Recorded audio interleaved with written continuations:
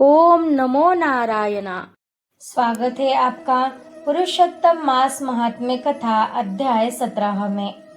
नारद जी बोले, हे कृपा के सिंधु, उसके बाद जागृत अवस्था को प्राप्त उस राजा दुर्धनवा का क्या हुआ, सो मुझसे कहिए, जिसके सुनने से पापों का नाश कहाँ गया है। नारायण जी बोले, अपने पूर्व जन्म के चरित्र को सुनने से आश्चर्य युक्त तथा और सुनने की इच्छा रखने वाले राजा दुर्धनवा से वाल्मीकि ऋषि फिर बोले।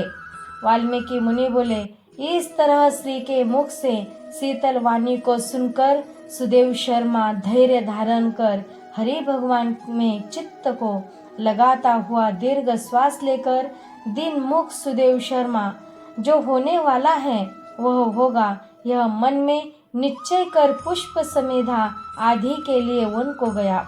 इस प्रकार करते उस सुदेव शर्मा का कितना ही समय बीत गया। बाद किसी दिन समिधा कुश फल पुष्प आदि के लेने के लिए वन को गया। वहां जाकर सुदेव शर्मा मन से हरि भगवान के चरण कमलों का ध्यान करने लगा। उसी दिन उसका लड़का सुखदेव अपने मित्रों के साथ बावली को गया। बावली में प्रवेश कर समयवश मित्रों के साथ जल यंत्रों से जल फेंकता हुआ और बार बार हंसता हुआ खेलने लगा। गर्मी के ऋतु में बार बार जल में खेलता हुआ हर्ष को प्राप्त हुआ। इस तरह प्रेम में मग्न सब बालकों से खेल करते हुए अतः जल में खड़ा हुआ वह सुखदेव बालक मित्र बालकों से पीड़ित होकर मित्र वर्ग के भय से भागने की इच्छा करता हुआ और भाग्य से प्रेरित हो अपने श्वास को रोककर अपने मित्रों को छलने की इच्छा से वहां अथाह जल में गोता लगाया, किंतु उस जल में व्याकुल होकर उससे बाहर निकलने की इच्छा करता सहसा उस अथाल जल में वह बालक मृत्यु को प्राप्त हो गया। जल से निकलते हुए बालक को न देखकर वे सब समयवश मित्र बालक चकित होकर हाहाकार करते हुए बहुत जोर से दौड़े और अत्यंत शोक से ग्रस्त हुए बालक उसके माता गौतमी से जाकर बोले। उन बालकों के अत्यंत अप्रिय वज्रपात के समान वचन को सुनकर पुत्र में प्रेम करने वाली वह गौतमी तुरंत पृथ्वी पर गिर गई। उसी समय वन से सुदेव शर्मा आया। पुत्र का मरण सुनकर कटे वृक्ष के समान पृथ्वी पर गिर गया। बाद दोनों ब्राह्मण स्त्री पुरुष उठकर बावली को गए। वहां जाकर मृत पुत्र का आलिंगन कर उसके शरीर को गोद में लेकर सुदेव शर्मा बारंबार पुत्र का मुख चूमने लगा। अपने गोद में स्थित मृत पुत्र को बार बार देखता हुआ रोता विलाप करता गदगद अक्षर से बोला। सुदेव शर्मा बोला, हे पुत्र, मेरे शोक को नाश करने वाले शीतल सुंदर और शुभ वचन को बोलो। हे वत्स, मेरे मन को प्रसन्न करो। वृद्ध माता पिता को छोड़कर तुम जाने के योग्य नहीं हो। हे वत्स, वेदाध्ययन के लिए तुम्हारा श्रेष्ठ मित्र बुला रहा है और बड़े हर्ष से पढ़ाने के लिए उपाध्याय तुमको बुला रहे हैं। हे पुत्र, शीघ्र उठो, इस समय क्यों सो रहे हो? तुमको छोड़कर घर नहीं जाऊंगा। घर में मेरा क्या काम है? तुम्हारे बिना इस समय मेरा घर शून्य जंगल के समान हो गया है। तुमको फल मूल प्रिय हो तो मेरे सामने से उठो। यदि नहीं उठोगे तो वन को भी नहीं जाऊंगा। वन में क्या काम है? मैंने कोई निंदित काम नहीं किया और ब्रह्म हत्या भी नहीं की, फिर किस कर्म के फल से मेरा पुत्र मर गया? ओह ब्रह्म, तुमने ऐसा करके कौन सा बड़ा फल प्राप्त किया? हे निर्दय वृद्ध, दिन मेरे नेत्र को लेकर निर्धन का धन और दोनों स्त्री पुरुषों का सहारा इस पुत्र को हरण करते तुमको लज्जा क्यों नहीं होती?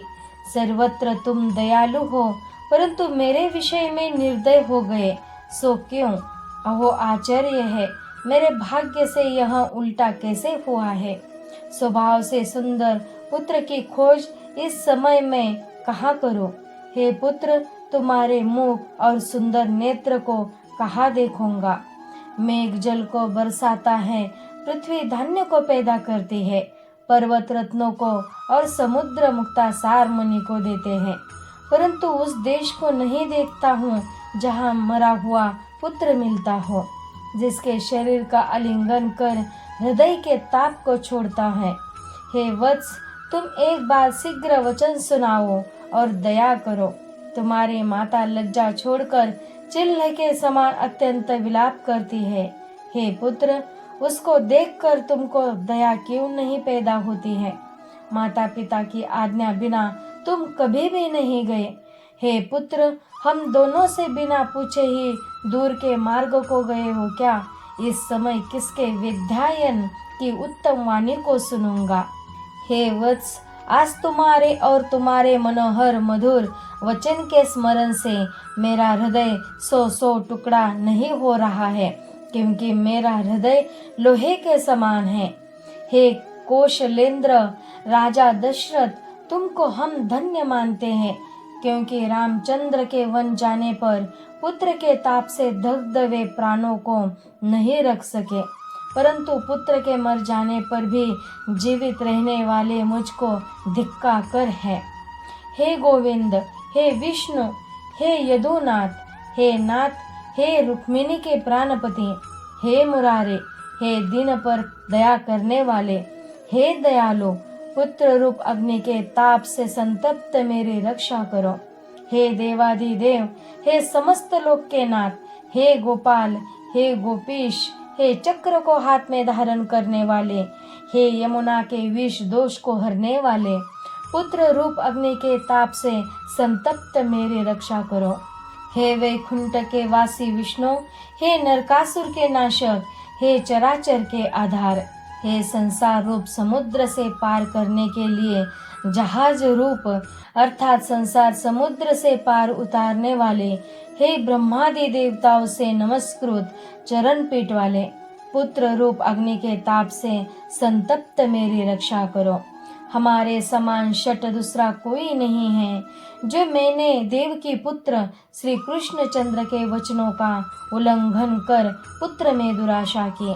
कौन अभागा पुरुष भाग्य में न रहने वाली वस्तु को प्राप्त कर सकता है? इति श्री ब्रह्मनारदीय पुराणे पुरुषोत्तम मास महात्म्ये सप्तदशोऽध्याय।